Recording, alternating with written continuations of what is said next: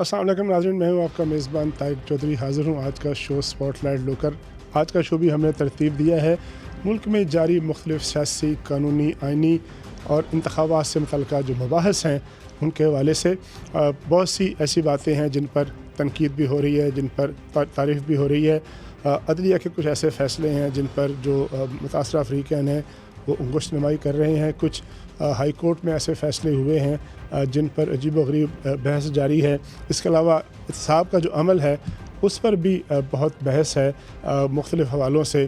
ख़ास तौर पर इमरान जो अहलिया हैं उनके अगले आने वाले दिनों में जो पेशियाँ हैं, जो 9 मई के वाक़यात हुए उनको भी अगर देखा जाए तो वो इमरान खान साहब की जो 190 मिलियन पाउंड के हवाले से जो उनकी गिरफ़्तारी थी और उस गिरफ़्तारी के बाद रिहाई थी, वो गिरफ़्तारी भी 9 मई के वाक़यात का एक सबब बनी बकौल पाकिस्तान तहरीक इंसाफ और उनके जो हामी थे उनके बकौल।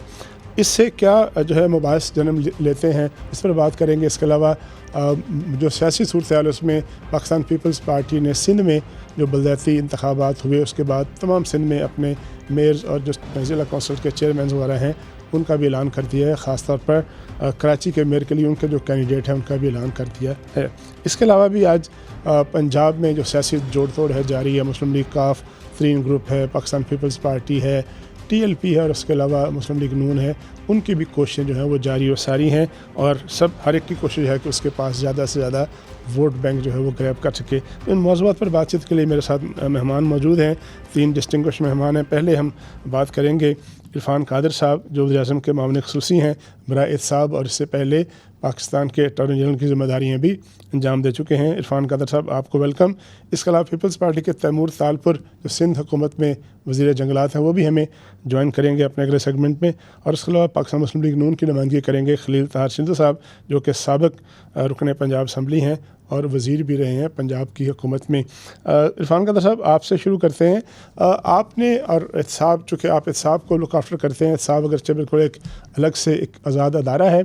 हालिया दिनों में गुज़श्ता रोज़ ये जो 190 मिलियन पाउंड की तहकीकात जारी हैं इस पे 22 वज़रा जो हैं जो फॉर्मर काबीना थी इमरान खान साहब की उनको भी नोटिस जारी हुए हैं, उनकी तहकीकात भी होंगी, उनके असासे मांगे जा रहे हैं।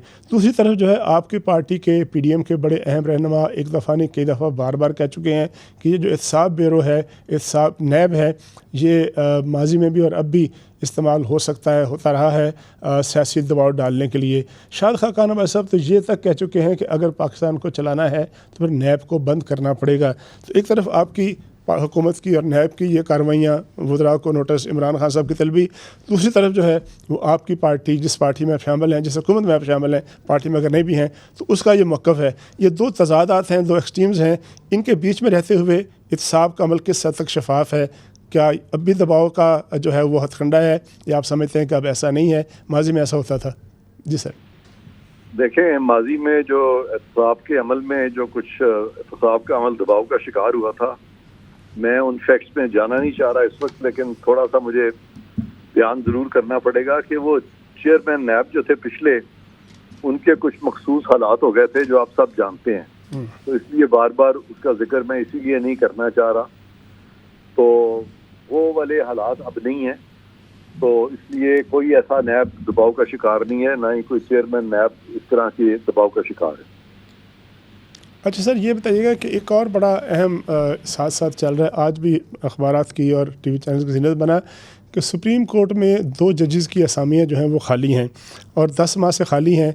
जो कमिंग फ्यूचर में चीफ जस्टिस होंगे वो ख़त भी लिख चुके हैं कि सालाना तातीलात शुरू होने से पहले सुप्रीम जुडिशल कौंसिल का इजलास बुलाया जाए और बुला के उसमें ये 2 जो जजेस की तकर्रियाँ हैं इनको पूरा कर लिया जाए। क्यों ये तख़ीर का शिकार है और क्या वजह है कि इजलास क्यों नहीं हो रहा, और अगर इजलास ना हो पाया तो फिर जो है ये खाली असामियाँ जो हैं इनका क्या फ्यूचर होगा? मैं समझता हूँ कि बहुत सारी जो पीछे अपॉइंटमेंट्स हुई हैं वो आइन की रूह के मुताबिक नहीं हुई और चीफ जस्टिस जो है वो खुद नॉमिनेट करते हैं लोगों को और फिर उसी पे बहस होती है। वो तरीक़ाकार ही आइन के मुताबिक नहीं है। और लेटली हमने देखा बहुत सारी अपॉइंटमेंट जो थी उन लोगों की हुई हैं जो कि सीनियरिटी में नहीं आते थे और आउट ऑफ टर्न उनको सुप्रीम कोर्ट लाया गया। तो इस तरह से जो पिक एंड चूज हो रहा है जजेस की अपॉइंटमेंट में, उससे शफाफियत जो है वो एक सवालिया निशान बन गई है। और अगर इसी तरह से तकर्रियाँ हुई तो उससे जो साख है हमारे सुप्रीम कोर्ट की, उसकी जो एक इम्पार्शियलिटी है, उसको शदीद नुकसान होगा। सर अब करना क्या चाहिए फिर? करना ये चाहिए कि तमाम जो जुडिशल कमीशन के मेंबर्स हैं वो एक एक बंदा नॉमिनेट करें और उन सब को फिर उनका कंपैरिजन करें, बाकायदा उनके फॉर और अगेंस्ट रीजंस दें और फिर रीजंस दे के मुतफक्का फैसला करें। ये नहीं है कि खाली मेजॉरिटी से फैसला कर दें, बल्कि रीजंस भी साथ, उसके मेजॉरिटी के साथ रीजंस भी दें और फिर अपॉइंटमेंट्स करें और इंशाल्लाह फिर अपॉइंटमेंट्स जो है वो शफाफ हो। तो आपको लगता है कि मौजूदा चीफ जस्टिस जिनकी मुद्दत जो है उसमें 2-2.5 माह या 3 माह बाकी हैं, उनके होते हुए ये काम हो जाएगा, या फिर ये अगले चीफ जस्टिस साहब जो आएंगे फिर वो ये दो तकर्रियाँ जो है वो करेंगे? अभी तक मौजूदा चीफ जस्टिस का जो ट्रैक रिकॉर्ड है उसमें बहुत से सवालिया निशान हैं, लेकिन मैं उम्मीद करता हूं कि जो भी डैमेज हो गया है वो उसको मजीद नहीं बढ़ाएंगे, बल्कि जो डैमेज हो चुका है उसको अब कोशिश करेंगे कि उसको मजीद मिनिमाइज किया जाए, उसको कम किया जाए, ना कि फिर उसी तरह की तकर्रियाँ की जाएं जैसे कि पिछले 1 साल में हुई। अच्छा सर, 2 हालिया गुज़श्ता चंद दिनों में फ़ैसले हुए हैं। एक जो PTI की रहनुमा है यास्मीन राशिद साहबा, उनको जो है वो डिस्चार्ज किया गया एक मुकदमे से। इसी तरह परवेज़ इलाही साहब जो फॉर्मर चीफ मिनिस्टर हैं, उनको एंटी करप्शन की एक मुकदमे में पहली पेशी पर ही ज़मानत की बजाय या उनके रिमांड की बजाय उनको बरी कर दिया गया। कितना अनप्रेसिडेंटेड है? आम तौर पे किस तरह होता है, ये प्रैक्टिस है कि पहली पेशी पर ही सुने बगैर या जो है वो पूरा प्रोसेस पूरा किए बगैर किसी को रिहा कर दिया या बरी कर दिया जाए? इसमें जो तनकीद हो रही है उसकी क्या वजह हो सकती है? ज़ाहिर उन्होंने फ़ैसला तो एविडेंस पे किया होगा ना, जो भी कोर्ट के रेलिवेंट जज साहब थे। हाँ, लेकिन इन केसेस के चूँकि फैक्ट्स मेरे पास नहीं है, इसलिए वो जो फैसला जाता है उन पे मैं इस वक्त इस पोजीशन में नहीं होकर कमेंट कर सकता। अच्छा सर, एक और बहस है मुल्क में, चूँकि अब ज़्यादा से ज़्यादा चंद माह बाकी हैं इंतखाबात में और केयर टेकर हुकूमत आ जाएगी उसके बाद। कुछ लोग कह रहे हैं कि इंतखाबात जो हैं वो नहीं होंगे वक्त पर और किसी आइन की जो मुख्तलिफ दफ़ात हैं उनका सहारा लेकर एमरजेंसी लगाकर जो है वो मुद्दत 1 साल बढ़ा ली जाएगी। तो पहले तो बताइएगा कि आनी तौर पर ये मुमकिन है और क्या सोच ऐसी है हुकूमत के अंदर, सियासी अनासर के अंदर, कि इंतखाबात को आगे ले जाया जाए? मैं नहीं समझता कि कोई ऐसी सोच है और असेंबली जो अपनी मुद्दत अगस्त में पूरी करेगी, उसके बाद निगरान हुकूमत बनेगी और उसके बाद आइन के मुताबिक जो भी साजगार वक्त होगा उस पे इलेक्शंस हो जाएंगे, बस। अच्छा सर, एक आखिरी सवाल आपसे कि एक मबासा हमारे यहाँ होता है ख़ास तौर पे PTI के हवाले से कि PTI ने कुछ ऐसे इक़दाम किए हैं जिसकी बुनियाद पर कुछ सियासी एलिमेंट कहते हैं, तजवीज़ देते हैं। आज भी एक PDM के रहनुमा ने कहा कि पाबंदी लगनी चाहिए। किसी सियासी जमात पर इस तरह से पाबंदी लगाना एक वकील के तौर पर आप समझते हैं कि क्या ये सूदमंद होता है? हाइपोथेटिकल बात है, लेकिन इस तरह हो सकता है, होना चाहिए, या आप समझते हैं कि सियासी बात जो है सियासी मैदान में ही उसका हल निकाला जाए? देखें, ऐसी सियासी पार्टी जो कि इस किस्म के इक़दाम करे, जो कि लगे कि वो फॉरेन फंडेड है और उससे फिर सिक्योरिटी ऑफ पाकिस्तान जो है उसको भी खतराहत लाक हो जाए, तो उन वाक़यात को देख के तो बिल्कुल पाबंदी जो है लगाई जा सकती है। हाँ। अच्छा सर, चूँकि 1 मिनट मेरे पास बाकी है, ये जानना चाहता हूँ कि आप एक वकील के तौर पर सारी ज़िंदगी इंसानी हकूक़ जो हैं और उनका करते रहे हैं, दफ़ा करते रहे हैं, लेकिन अब जो है बहुत से ऐसे केसेस हैं, बहुत तनकीद का निशाना बन रहे हैं, इंटरनेशनल लेवल पे प्रेशर आ रहा है कि PTI के कुछ लोगों पर जो है मिलिट्री एक्ट के तहत या मिलिट्री कोर्ट्स में जो है वो मुकदमात चल रहे हैं। कितना आप समझते हैं कि इससे शफाफियत होगी, तनकीद का निशाना बनेंगे हम, नहीं बनेंगे? क्योंकि प्रेशर जो है वो उस पर आहिस्ता आहिस्ता ज़्यादा आ रहा है बाहर के मुल्कों से कि इस तरह नहीं होना चाहिए। एंटी टेररिस्ट कोर्ट में केस चला लें, किसी और जो स्पेशल कोर्ट्स हैं उसमें चला लें, लेकिन ये जो मिलिट्री एक्ट है और ख़ासतौर मिलिट्री कोर्ट्स हैं, आर्मी एक्ट है, इसके तहत ऐसा नहीं होना चाहिए, मुकदमात नहीं चलने चाहिए। आर्मी एक्ट 1952 जो है वो गराइजुअल वक्त कानून है और जो भी लोग जो हैं या जो भी एक्ट्स जो हैं जो भी फेल इसमें आते हैं वो आर्मी एक्ट के नीचे ही ट्राई होंगे। और इसलिए कि ये कहा जाता है कई दफ़ा कि जी कुछ फैसले ऐसे भी हुए हैं आर्मी एक्ट के नीचे जो कि तनाज़ात का शिकार हुए हैं, तो उसका हरगिज़ ये मतलब नहीं है कि ग्रेजुअल वक्त कानून जो है वो खुद ख़त्म हो गया। आर्मी एक्ट से भी ज़्यादा सुप्रीम कोर्ट के बहुत से फैसले हैं जो कि कंट्रोवर्शियल हैं, लेकिन उसके बावजूद हम ये नहीं कह सकते कि चूंकि चंद फैसले कंट्रोवर्शियल थे लिहाजा सुप्रीम कोर्ट को भी अब बंद कर दें। तो ये जो फौजी अदालतें हैं, कोर्ट मार्शल जिसको कहते हैं, आर्मी एक्ट 1952 के तहत फंक्शन करता है और उसके तहत अगर जो कोई भी शख्स उसमें आता है तो उसको डेफिनेटली उससे फिर बरी ज़िम्मा तो नहीं करार दिया जाता। बहुत शुक्रिया इरफान कादर साहब हमारे साथ थे। Prime minister of Pakistan Shahbaz Sharif साहब के मामले खसूसी बरए साहब इरफान कादर साहब, जिन्होंने बड़ी तफसील से मुख्तलिफ जो कानूनी और आइनी मामलात हैं उस पर अपने ख्यालात का और अपनी हुकूमत का अपने पोर्टफोलियो के हवाले से उसका इजहार किया।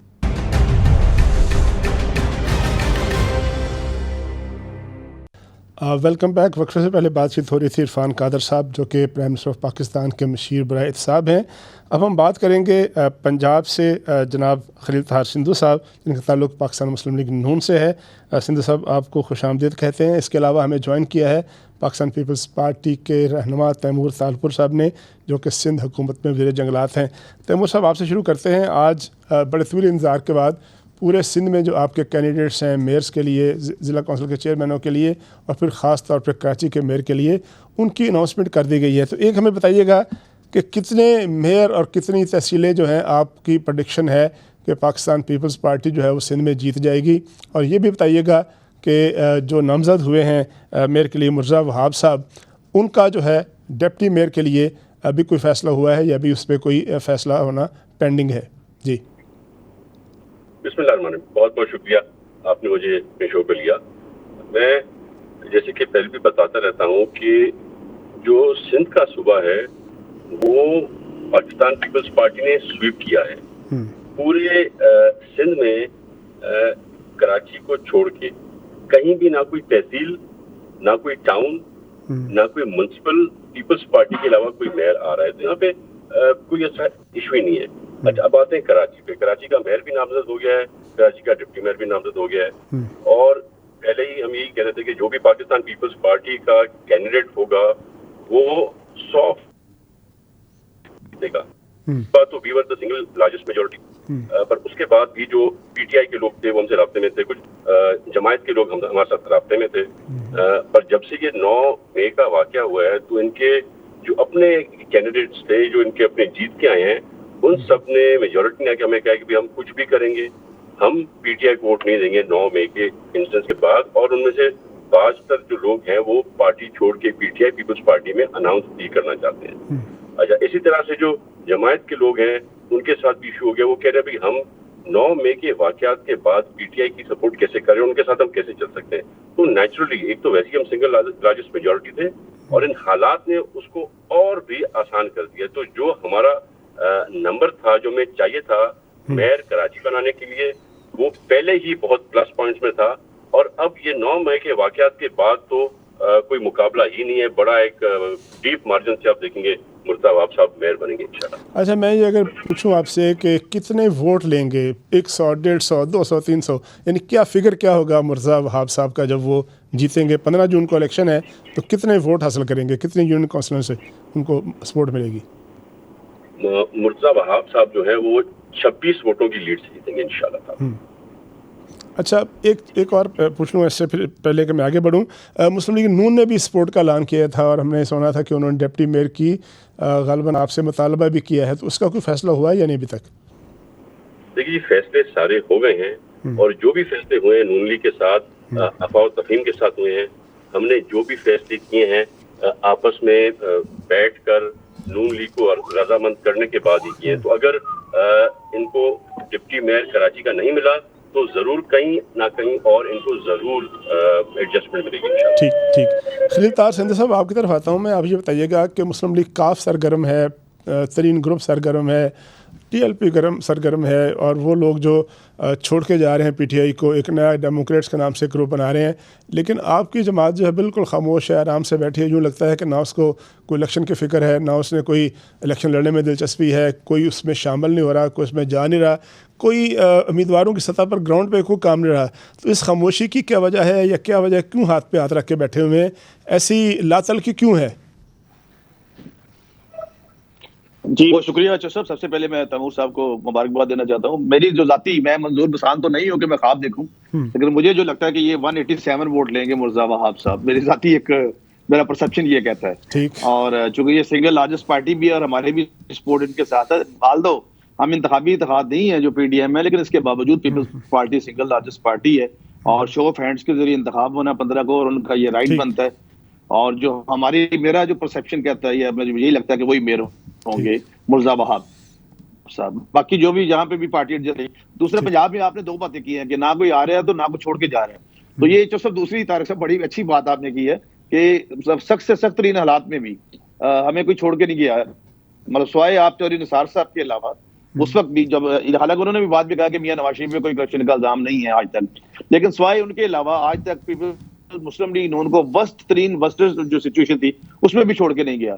और हमारे यहाँ पे एक तरह से नो एंट्री का बोर्ड भी था और अब भी है। हमारे पास तो बहुत ज्यादा कैंडिडेट्स हैं, हर हल्के में 3-3, 4-4, उनमें से हमें ढूंढना पड़ेगा। खासतौर पर पंजाब की मैं बात कर रहा हूँ कि हमें किस तरीके से एडजस्ट करना है। बाकी बाद में जो भी कमेटी बनी है पीपल्स पार्टी के साथ, जिस तरह बहुत सारे लोग इनसे के साथ भी शामिल हो रहे हैं साउथ से, तो वो सीट टू सीट पे एडजस्टमेंट की बात होगी। लेकिन जब इलेक्शन करीब आएगा, क्योंकि अगर मतलब इलेक्शन जो है वो टाइम असेंबली पूरा करती है तो 60 डेज के बाद होगा, और अगर एक दिन पहले टूटती है तो फिर 90 डेज के बाद होगा। तो मीनिंग देयर बाय ये नवंबर में जाके इलेक्शन होंगे, तो उस वक्त किया। लेकिन एक बात मैं आपको ये लाजमी बताना चाहता हूँ कि ये जो 9 तारीख का जो हुआ इंसिडेंट, ये बड़ा ही एक भयानक था।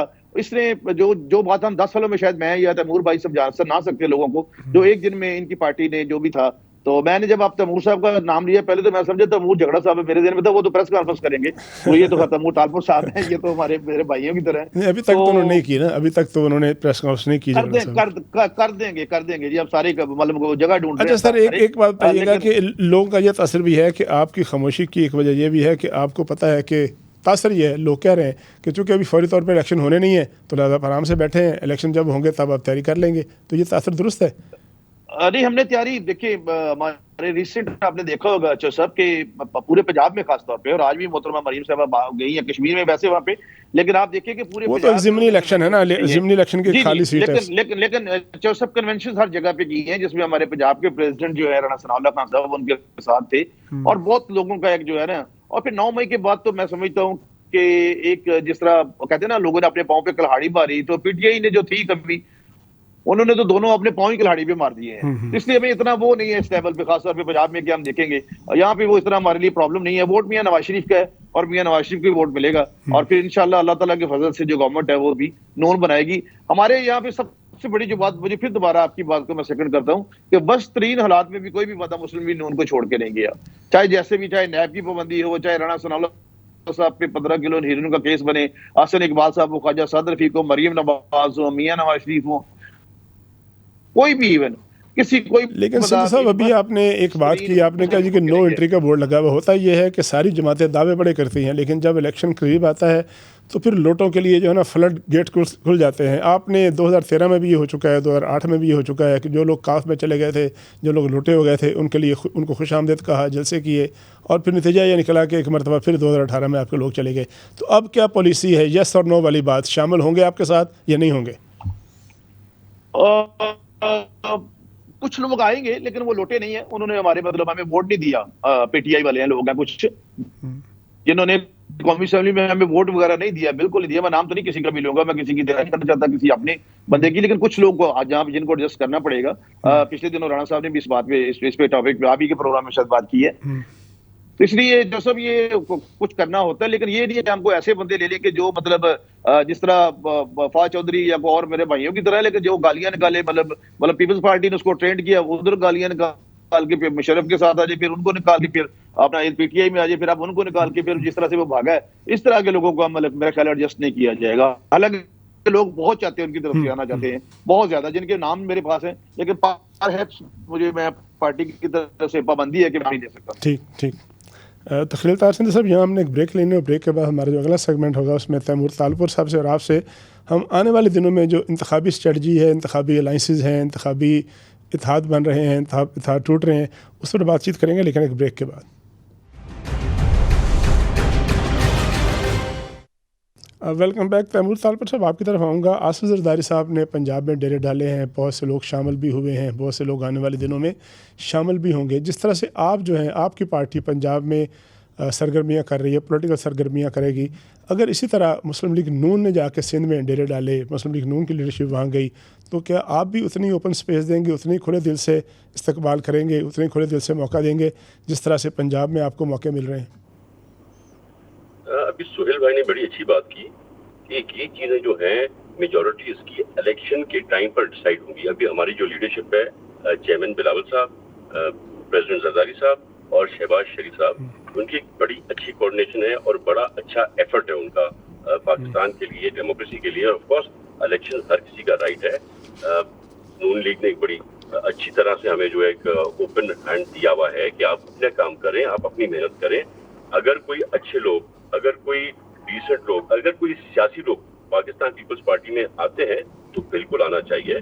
और एक गैप है जिसे हमें कवर करना चाहिए, क्योंकि आज नून लीग और पीपल्स पार्टी इकट्ठे खड़ी है और मैं समझता हूँ आने वाले वक्तों में भी ये दोस्ती जो है ये बरकरार रहेगी।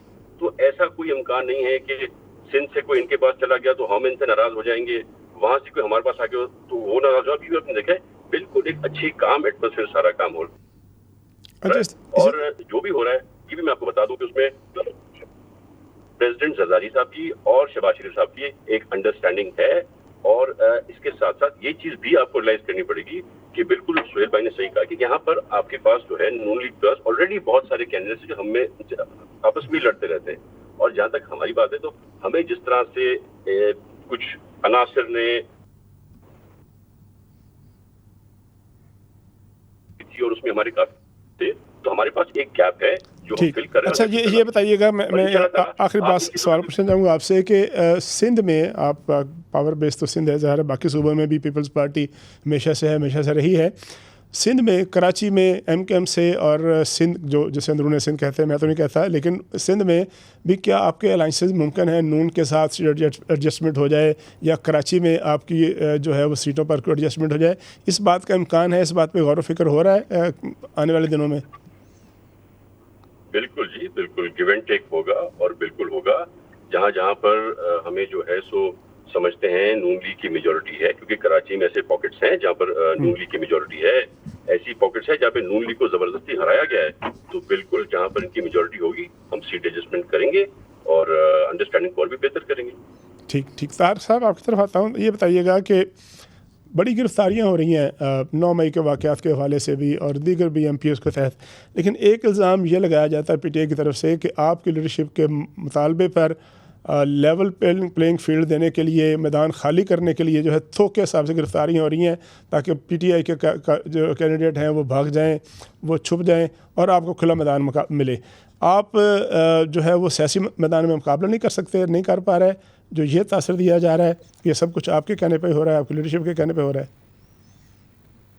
नहीं सर, ये बिल्कुल बात नहीं है। जो कुछ 9 मई को हुआ ना, ये यहाँ 71 में हुआ था, हालांकि उस वक्त भी जो कुछ हो गया और आधा मुल्क चला गया, लेकिन आज तक ये नहीं हुआ मतलब कि किसी दुश्मन की भी ये जरूरत नहीं है कि खासतौर पर अदारों के साथ एक तो जंग नहीं लड़ी जा सकती। दूसरे ऐसे लोग मतलब MM आलम जैसे हमारे हीरो जो मतलब 10-10 त्यारे मार के और उनकी जो निशानियां थी उनको इस तरह से करना, और जब आप कोर कमांडर के घर पे या जहाँ पे अपना क़ायद आज़म Mohammad Ali Jinnah founder of the Pakistan, बड़ा कैरिज्मेटिक लीडर, उनका पासपोर्ट तक भी जो जला दिया, फिर वर्दी लेके इमरान खान का भांजा जो है वो लहरा रहा है कि इसका साइज इतना पैंट का, और फिर इस तरह से मतलब मियां वाली में जो ये तो दूसरे त्यारे भी जलाना चाहते थे, रनवेज पे कब्जा करने चाहते थे। तो ये तो आप देखें इंडिया में किस तरीके से खुशियां मनाई गई हैं। तो ये मेरा अपनी जो जाती है कि इनसे ये कुछ एक को गधा था तो वो सारे को मार रहा था, और तो आखिर में वो बम को, लेकिन ये आपकी तरफ से मुतालबा किया जाता रहा ना माजी में कि लेवल प्लेइंग फील्ड दें और हमें भी उस तरह करें जिस तरह हमारे साथ हुआ था, तो ये भी तो एक तासर है ना।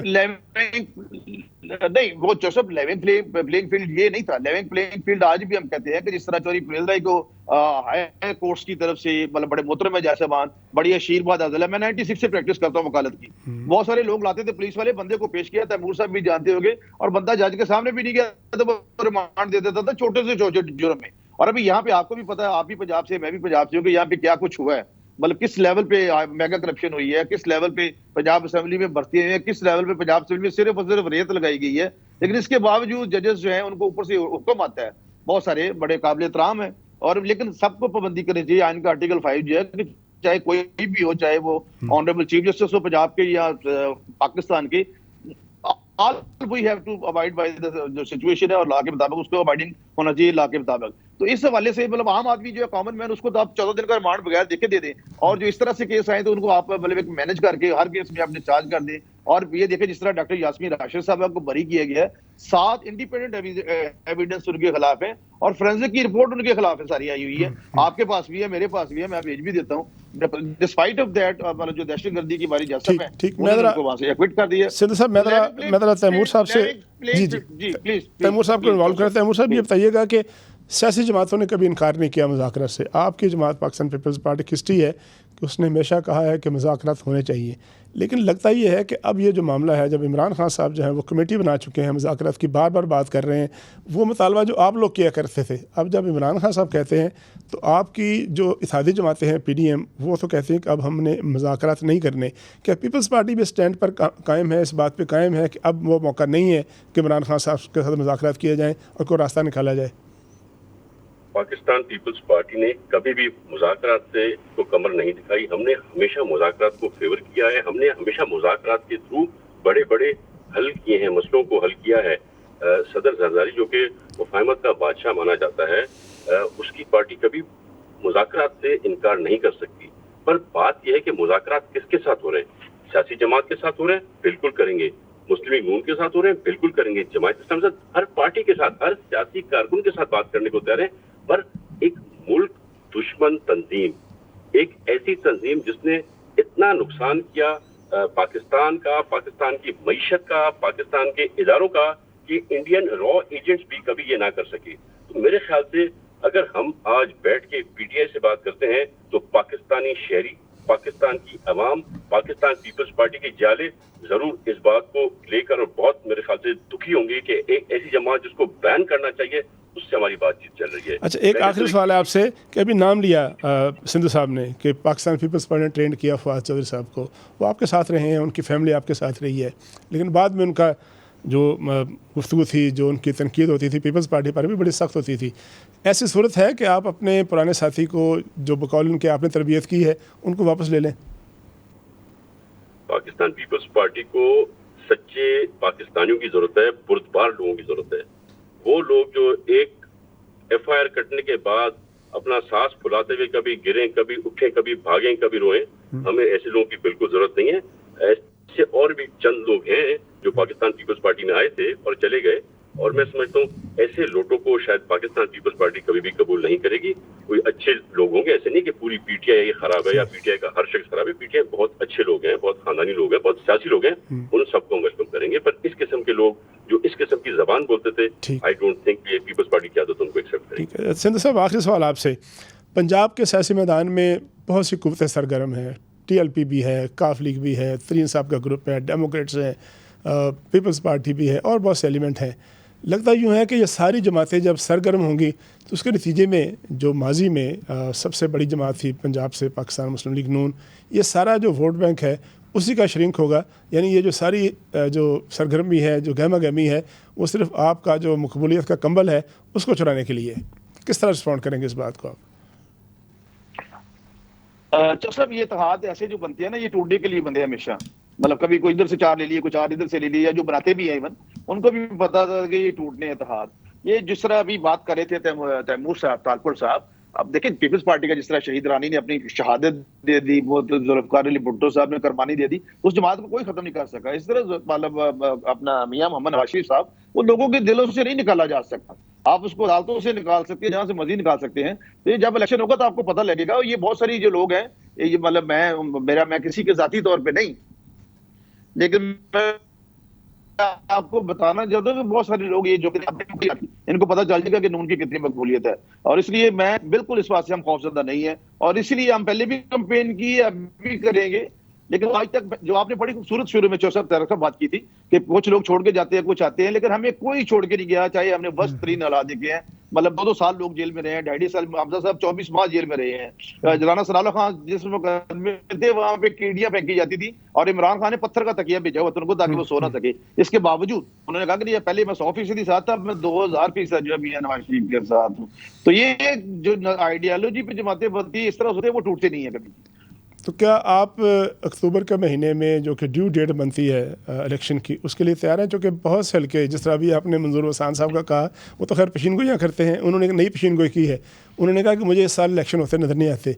आपकी पार्टी कमिटेड है, कायम है इस बात पे, डिटर्मन है कि इलेक्शन हुकूमत जो है 12 अक्टूबर को ख़त्म हो जानी है, 12 अगस्त को, और फिर उसके बाद जो है अक्टूबर या नवंबर के महीने में इलेक्शन होने हैं। आप कायम है इस बात पे?